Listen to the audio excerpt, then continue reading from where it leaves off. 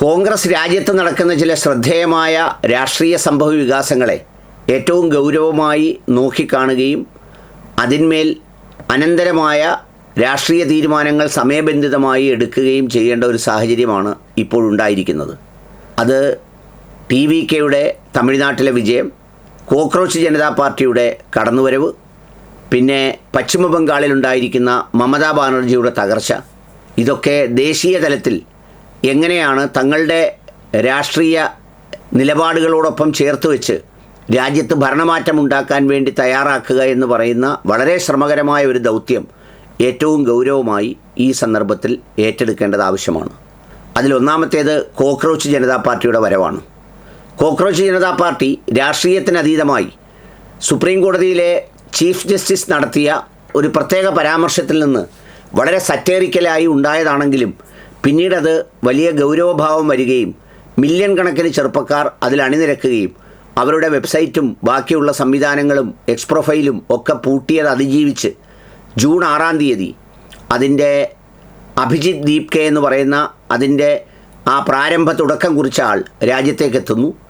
അവർ 3 പ്രതിനിധികളെ നിയോഗിക്കുന്നു. കഴിഞ്ഞ ദിവസം അവർ ഡൽഹിയിൽ പത്രസമ്മേളനം നടത്തുന്നു. ഈ പറയുന്ന HRD മിനിസ്റ്റർ രാജിവെക്കണമെന്നും CBSEയിൽ നടന്ന ഈ ക്രമക്കേടുകൾക്കെതിരെ അവരൊരു രാഷ്ട്രീയ പ്രതിരോധം തീർക്കുന്നതിന് വേണ്ടി, രാഷ്ട്രീയമെന്നത് കക്ഷി രാഷ്ട്രീയമായിട്ടല്ല, ഒരു ജനകീയ ആവശ്യമെന്നുള്ള നിലയിൽ പ്രതിരോധം തീർക്കാൻ വേണ്ടി അവരിറങ്ങുകയാണ്. ആ സംഗതിയെ എങ്ങനെയാണ് ഫലപ്രദമായി ഈ ജനങ്ങൾ അനുഭവിക്കുന്ന പ്രശ്നങ്ങൾക്ക് ഗുണകരമായി ഉപയോഗിക്കാൻ കഴിയുക എന്നത് ഒരു പ്രധാനപ്പെട്ട രാഷ്ട്രീയ നീക്കമാണ് രാജ്യത്ത് നടക്കുന്നത്. രണ്ടാമതായി നടക്കുന്നത് പശ്ചിമ ബംഗാളിലാണ്. പശ്ചിമ ബംഗാളിൽ മമതാ ബാനർജിയുടെ തൃണമൂൽ കോൺഗ്രസ് അതിൻ്റെ ഏറ്റവും വലിയ തകർച്ചയെ നേരിടുകയാണ്. അത് ക്ഷയിച്ച് ഇല്ലാതാകുന്നൊരു സ്ഥിതിവിശേഷത്തിലേക്കാണ്.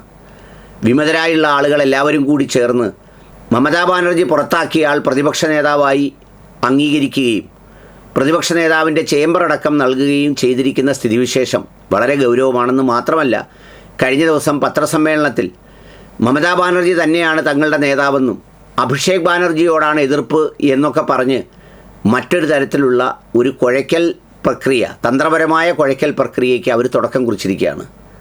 അത് തൃണമൂൽ കോൺഗ്രസിനെ ശിഥിലപ്പെടുത്തുമ്പോൾ ആ വോട്ടുകളും അല്ലെങ്കിൽ ആ വോട്ട് ബാങ്കും ആ സംവിധാനവുമൊക്കെ എങ്ങോട്ടാണ് സഞ്ചരിക്കാൻ പോകുന്നത് എന്നുള്ളതിൻ്റെ ഒരു സൂചന കൂടി ഉണ്ടാവുന്നു എന്ന് മാത്രമല്ല, ഒരു പ്രതിപക്ഷ പ്രതിരോധം അത് ഏറ്റവും ദുർബലമാകുന്ന ഒരു സ്ഥിതിയിലേക്കുമാണ് എത്തുന്നത്. ഇനിയൊരു പക്ഷേ അവിടെ BJPയെ പരാജയപ്പെടുത്തണമെങ്കിൽ ഈ മമതാ ബാനർജിയുടെ ഏകപക്ഷീയ സംഗതികൾക്കപ്പുറത്ത് പ്രതിപക്ഷത്തെ ഒന്നായി ചേർത്ത് പിടിക്കുന്ന ഒരു സംവിധാനം ഉണ്ടാകേണ്ടി വരും എന്നതാണ് ഇപ്പോഴത്തെ ഒരു സ്ഥിതിവിശേഷം. അതുപോലെ തന്നെ ഒരു മാറ്റമുണ്ടായതാണ് തമിഴ്നാട്ടിൽ TVKയുടെ വരവ്. ഇപ്പോൾ വിജയ് കഴിഞ്ഞ ദിവസം തങ്ങൾക്ക് ജയിപ്പിക്കാവുന്ന ഏക രാജ്യസഭാ സീറ്റ് കോൺഗ്രസ്സിന് നൽകി തീരുമാനമെടുത്തു. അതെല്ലാവരെയും ഞെട്ടിച്ചു. കാരണം വിജയ്ക്ക് വിജയിക്കാൻ കഴിയുന്ന സാഹചര്യമുണ്ട് എങ്കിൽ പോലും അതിന് മുതിരാതെ കോൺഗ്രസ്സിലെ P ചിദംബരത്തെ പോലെയുള്ള നേതാക്കൾ ആവശ്യപ്പെട്ടതനുസരിച്ച് കോൺഗ്രസ്സിന് തന്നെ നൽകിയിരിക്കുകയാണ്. ഇന്ത്യ മുന്നണിയിലേക്ക് DMK ഒട്ട് അടുത്ത ദിവസം നടക്കാൻ പോകുന്ന മുന്നണിയിൽ യോഗത്തിൽ പങ്കെടുക്കില്ല എന്ന് അറിയിച്ചിട്ടുണ്ട്. സ്വാഭാവികമാണ്. കാരണം അവർക്ക് പങ്കെടുക്കാൻ അവരുമായി കോൺഗ്രസ്സിനും ഒന്നും ഇപ്പോൾ രാഷ്ട്രീയ ബന്ധമില്ല. കോൺഗ്രസും അവരോടൊപ്പമില്ല, ഇടതു പാർട്ടികളുമില്ല, ലീഗുമില്ല. യഥാർത്ഥത്തിൽ TVKയോടൊപ്പം ചേർന്നത് ഈ പാർട്ടികൾക്കൊക്കെ രാഷ്ട്രീയമായി ഗുണകരമാവുകയും ചെയ്തു.